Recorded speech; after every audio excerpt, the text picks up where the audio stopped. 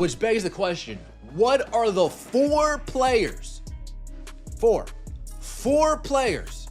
that the Indiana Fever should core to make sure that no team can touch them heading into the expansion draft?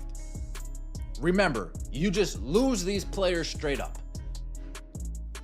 You don't get anything back for the players. They're gone. We didn't get anything for Temi, did we? No, exactly. The Indiana Fever just dropped a bombshell that has fans completely stunned. 4 players are gone, and now the front office is in full panic mode.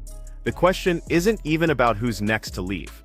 It's more about how fast they can rebuild to protect Caitlin Clark before things get really ugly. So, did the Fever make a smart move or a huge mistake? Let's get right into it, because Indiana just turned their entire offseason into a soap opera.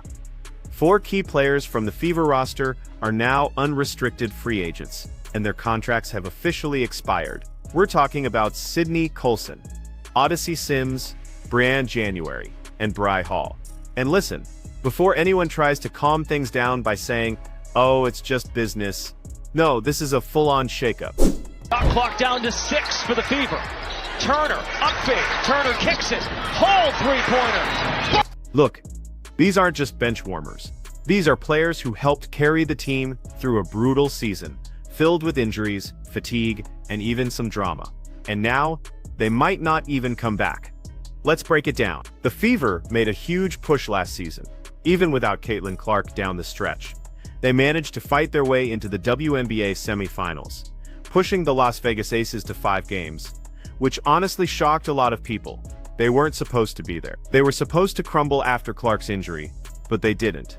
They hung in there because players like Sims and January really stepped up. Now those same players might be gone. Feel to be back in Las Vegas? It feels great to be back, but I'm gonna pivot to something else. Sally, is that cool? Yes. All right. On behalf of my teammates and every member of our union, I want to be clear. We remain committed to negotiating the next CBA with the league and the teams in good faith and privately. We know that our league is growing, and we believe that it's imperative that our CBA reflects the growth that we've experienced in the league, and that players should be seeing part of those earnings. And so I am excited to be back here, but unfortunately there are more pressing things going on with our league. So, all 4, Colson, Sims, January, and Hall, are heading to Athletes Unlimited Pro Basketball, which is a 5-on-5 league based in Nashville that runs during the WNBA offseason. If you're not familiar, AU Pro Basketball is basically a short-season tournament where players rotate teams weekly and earn points based on their performance. It's competitive, it's fun, and it's a good way for players to make some extra money between seasons. But here's where it gets tricky. When players go to other leagues, it's not just about money, it's about opportunity. It's about keeping their options, and in this case, all 4 of them are unrestricted free agents, which means they can sign with anyone once the WNBA's free agency window opens. And that window opens in February, right before AU starts. So now, Fever fans are asking, did Indiana just lose 4 of its most reliable veterans? Let's not forget this team already has chemistry issues and injuries. They barely held it together last season after Clark went down.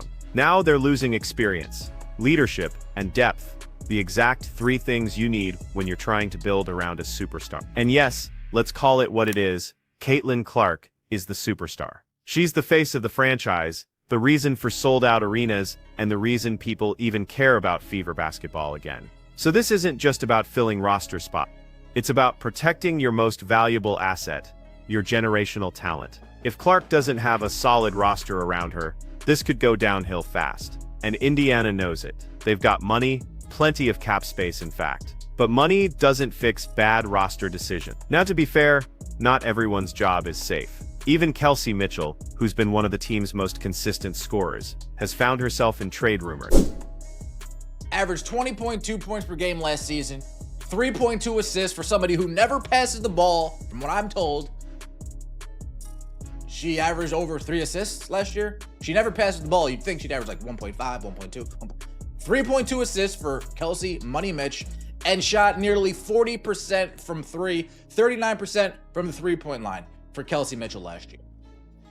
When her and Caitlin Clark are in the lineup together, lethal, deadly, the best backcourt in the league. On top of that, multiple teams, including the Dallas Wings, are reportedly eyeing her. Don't believe it'll happen. There is a possibility that Kelsey Mitchell may take her talents elsewhere, and we need to be fully prepped and ready to go to continue to build this roster out around Caitlin Clark. And if she leaves, Indiana will have even more problems. Look, it's no secret that Clark and Aaliyah Boston are the franchise cornerstones, but basketball isn't tennis, right? You can't win with just two people, and that's what makes these releases so shocking. The Fever finally found a bit of stability last season, despite all the chaos. They had depth, they had chemistry, and for the first time in years, they looked like a legitimate playoff team. But now, they're back to square one. You can almost feel the frustration from fans who've waited years for this team to matter again. What's even more confusing, Coach Stephanie White's system hasn't exactly shown it can handle these kinds of changes. Her offense worked well enough to get them deep into the playoffs, sure, but it's not dynamic enough to win a championship, and history kinda backs that up. She couldn't get it done in Connecticut, and she couldn't get it done in Indiana before. So, if the Fever want to protect Caitlin Clark and Aaliyah Boston long-term, they need more than a patched-up rotation. They need a real vision. The Fever have said they're focused on building around you. That sounds great on paper, until you realize that half your young core is either injured or unsigned. And now, while the Fever are trying to figure out who to keep, other teams are quietly watching. They're ready to poach talent the moment contracts expire. It's like watching someone leave their car running with the keys inside and the door wide open.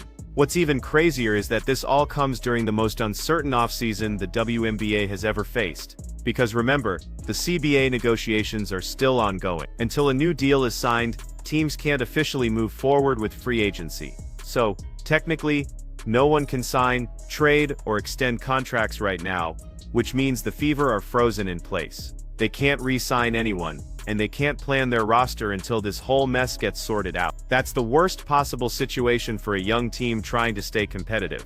So, let's recap the nightmare here. 4 players gone, free agency frozen, a key scorer possibly on the trade block, and a superstar who's recovering and watching it all unfold. It's not exactly the championship culture Indiana keeps promising, and the fans know it. Social media just exploded the moment this story dropped. Some fans are calling it a rebuild, others are calling it self-sabotage. And honestly, both might be right. Because when you release 4 rotation players before you've even fixed your coaching or contract situation, it doesn't look like strategy, it looks like panic. The front office keeps saying they're confident in the direction of the team, but fans have heard that before, for the last decade.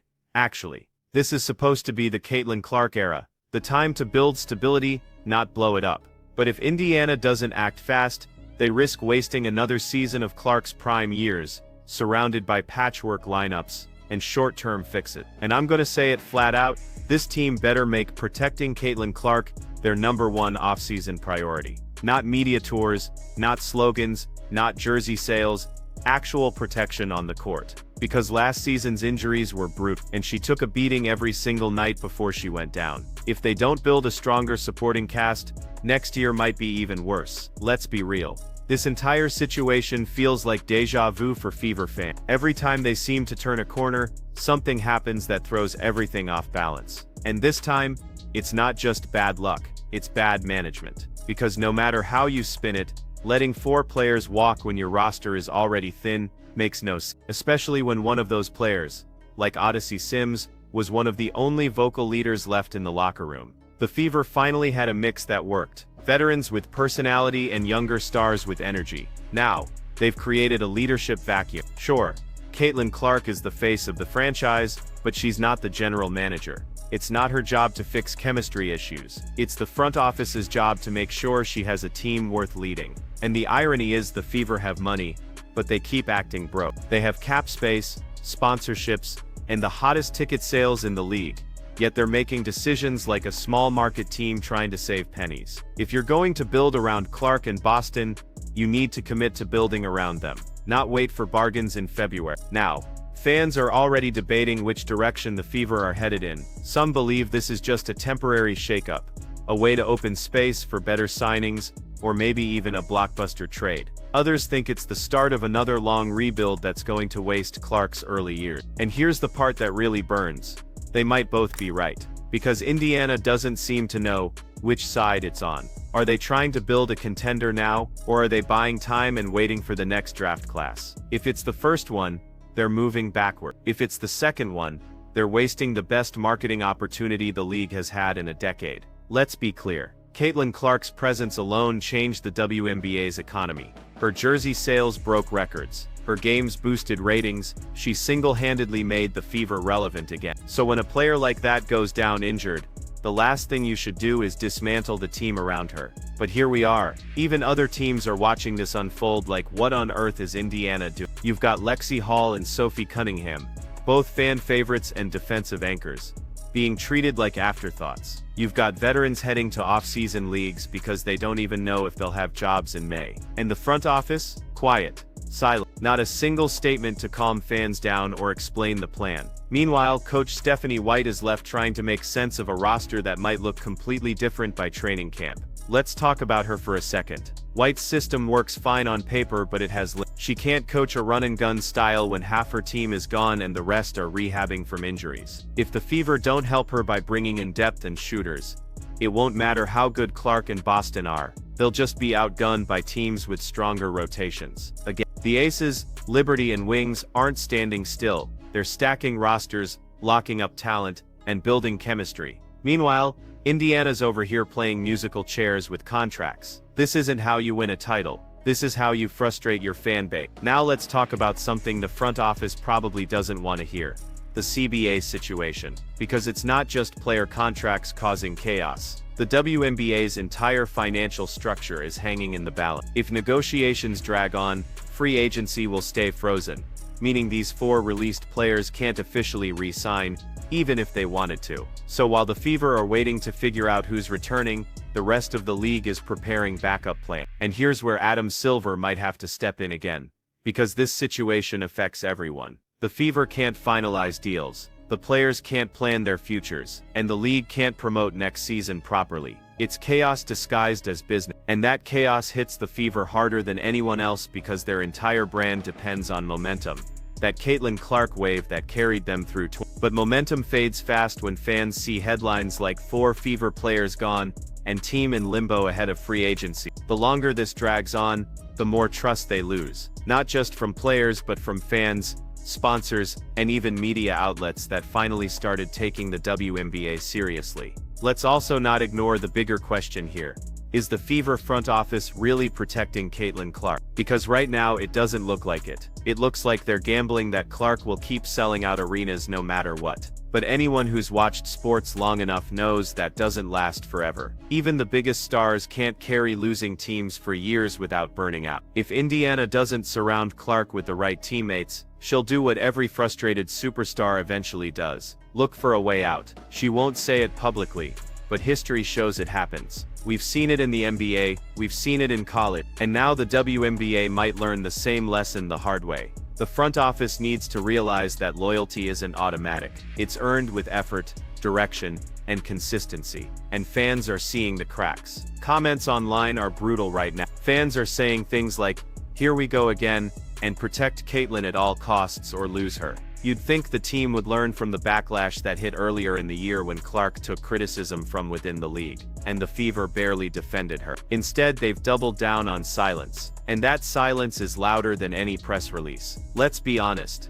the Fever's success isn't complicated. You don't need analytics or PR campaigns. You just need to keep your core together, keep Clark healthy, and add smart pieces around her. That's the formula. Yet somehow Indiana keeps trying to reinvent the wheel. They've got Boston, a dominant big who can anchor the paint for the next decade. They've got Clark, an elite scorer, passer, and leader. They've got a fan base that finally cares, and they're still overthinking it. Instead of adding shooters or defensive wings, they're cutting the players who actually kept them afloat. This isn't chess, it's checkers played blindfolded. And unless something changes fast, Indiana risks wasting all the progress they made last season. So what's next? Well, free agency officially opens in early February if the CBA doesn't delay it again. Until then, Fever fans are left waiting and hoping the front office actually knows what it's doing. Because one thing's clear, the Caitlin Clark effect can't save this team forever. At some point, results have to match the hype.